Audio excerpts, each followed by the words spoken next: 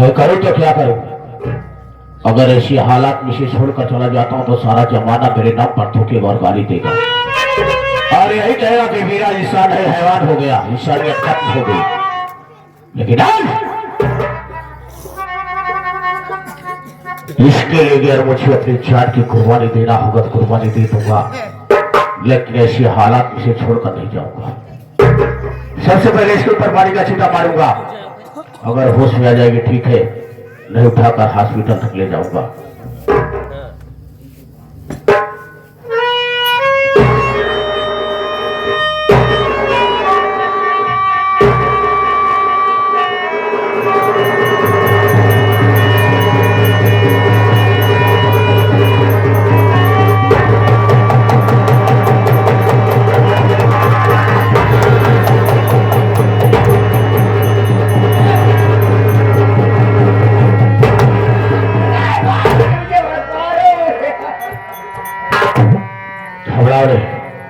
मैं तुझे मारने के लिए नहीं आया, तेरी जिंदगी बचाने के लिए आया हूं। लेकिन सिर्फ तो इतना बता दे किसने तेरी है हालत को किया, उसका नाम। बाबूजी मेरे बच्चे को बचा लो, मेरे बच्चे को बाबा छीन ले गया, मेरा मुन्ना। क्या कहा? तेरे बच्चे को भंवर से छीन ले गया। हमने अपने हाथों में जो बंदूक का वादा उठाया है तो वादा किया, कसम खाया, किसी की गोद के सुने नहीं देखूंगा। में ताकत है तेरे बच्चे को छीन ले और उसे मौत के घाट उतार दे। चल मेरे साथ, देखता हूं साला लेकर जाता कहां है। मैं तेरे बच्चे को जिंदा बचाऊंगा और तेरी गोद में दूंगा। आओ मेरे साथ।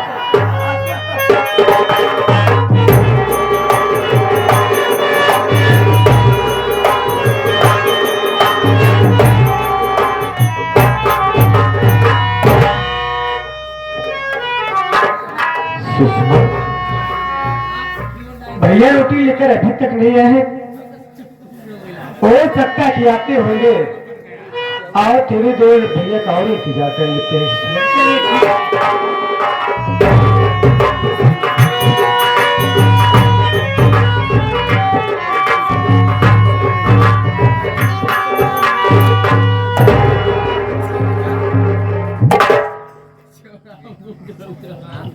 या भगवान, ए मैं रास्ते में क्या देख रहा हूं?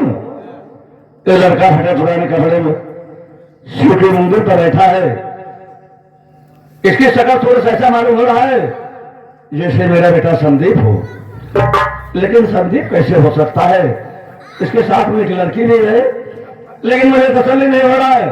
मैं नाम लेके बुलाऊंगा, अगर मेरा बेटा होगा तो हो सकता है कि मुझे पहचान जाए। तो संदीप,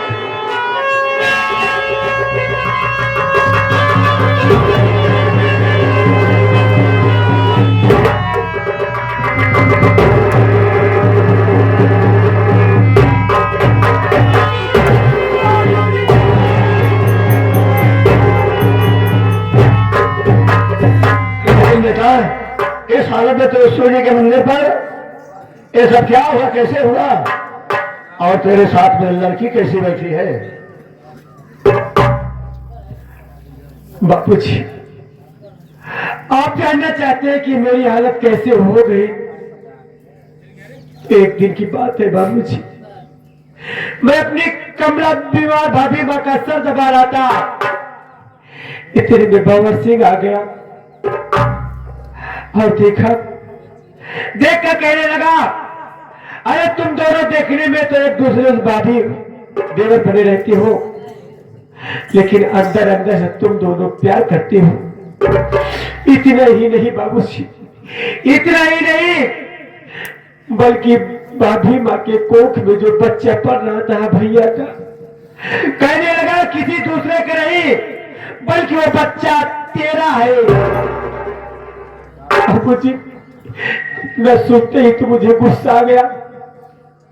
मैंने बाबा जी को 2-4 घंटे लगा दिया, जाते जाते धमकी देकर गया कि संदीप याद रखना, इस अपमान का बदला तुमसे एक दिन न चुकाया तो मेरा नाम भंवर सिंह नहीं होगा। ये बात जाकर मां से बताया।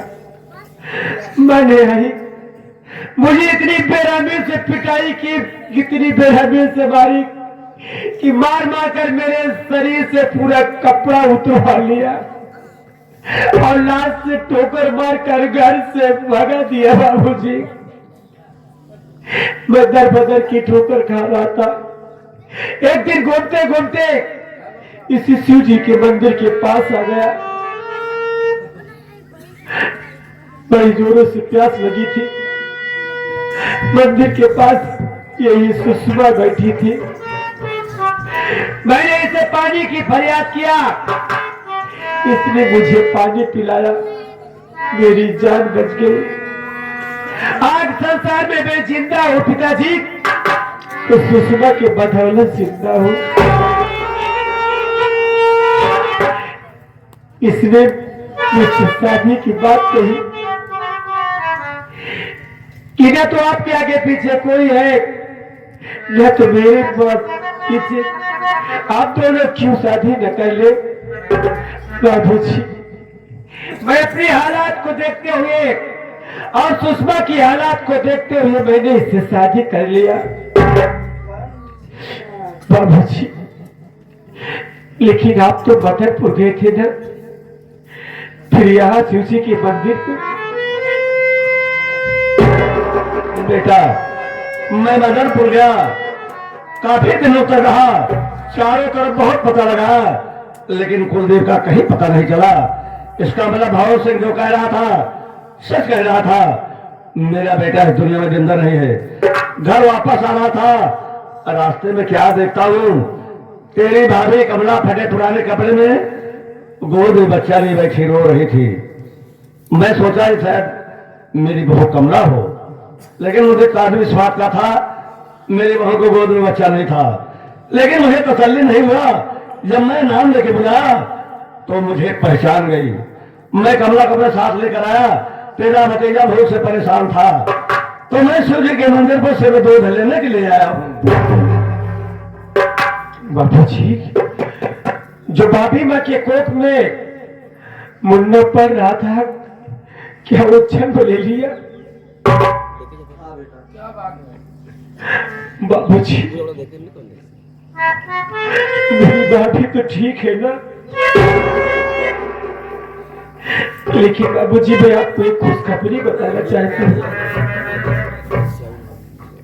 अरे जिस भैया के लिए रात दिन परेशान हो, रात दिन तड़प रहे हो, वो भैया मरी नहीं है बाबूजी, वो भैया जिंदा है।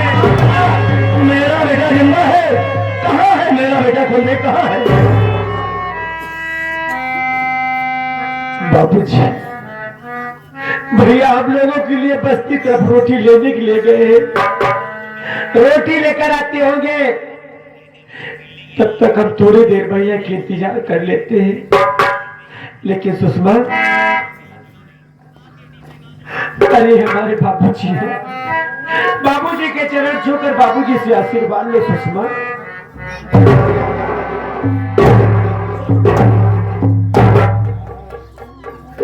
बाबूजी, आइए भैया को कुछ देर यही बैठकर इंतजार कर लेते हैं।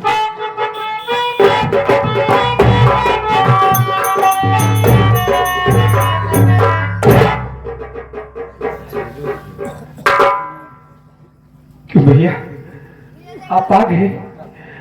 लाओ रोटी तो भैया, लाओ रोटी तो, नहीं तो मेरी जान चली जाएगी मेरे भाई।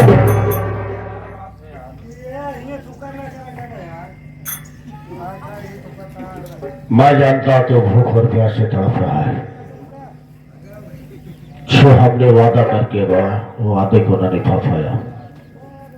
जो कि रास्ते में जा रहा था तो मुझे किसी की रोने और चीखने की आवाज सुनाई दी।